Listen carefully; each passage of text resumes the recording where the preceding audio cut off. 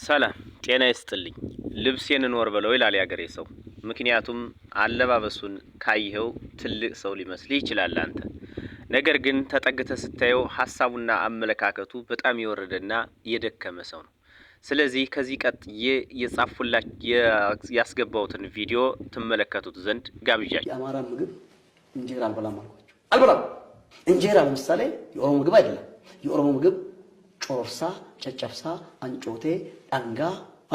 ይሄ ነው እኔ ስበላ አደኩት ምናልባት እንጀራ ካደግን በኋላ አይለምነው ዘመዶቻችን እንጀራ ራሱ በደም መጋገር አይችሉ ነበር እኔ እንጀራ ሶስ እስኪዘኝ ድረስ እየበላው ነው ያለው እነሱ የኛ ምግብ ስሙን ማቁት ማንተ ነገሩ እንግዲህ እንደ ተመለከታችሁት ነው ይህ ግለሰብ በዚህ አይነት መልክ በዚህ አይነት ሐሳብ በዚህ አይነት አካሄድ ሲያወራ ሲናገር እየሰማችሁት ነው እኔ ግን አንድ ጥያቄ ልጠይቀው ተገድጃለሁ ምናልባት ያስፈራል ጥያቄው ምንድነው ልብሱስ የት መጣ ሚለው ነው ልብሱ የማን እንደሆነ ካወቀ አውልቆ ይጥለው ይሆን ራቁቱንስ ይሄድ ይሆን የሚል ስጋት አለኝ ምናልባት ይህን ከሰማ ራቁቱን እንዳይሆን እንዳታደርሱለት ምክንያቱም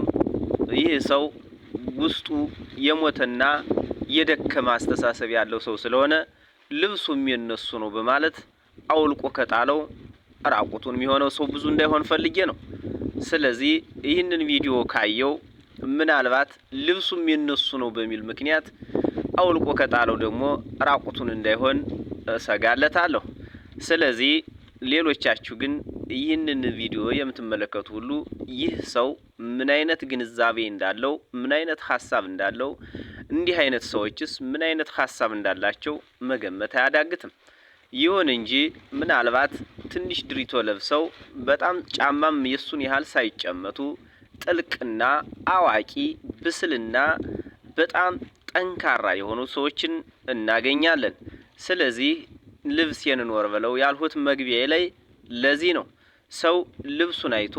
በልብሱ ብቻ ሰዎች ሊከበሩ ይችላሉ ደሞም ልብስ ያለበሰውን ሰው ደግሞ በጣም ትንሽ ነውና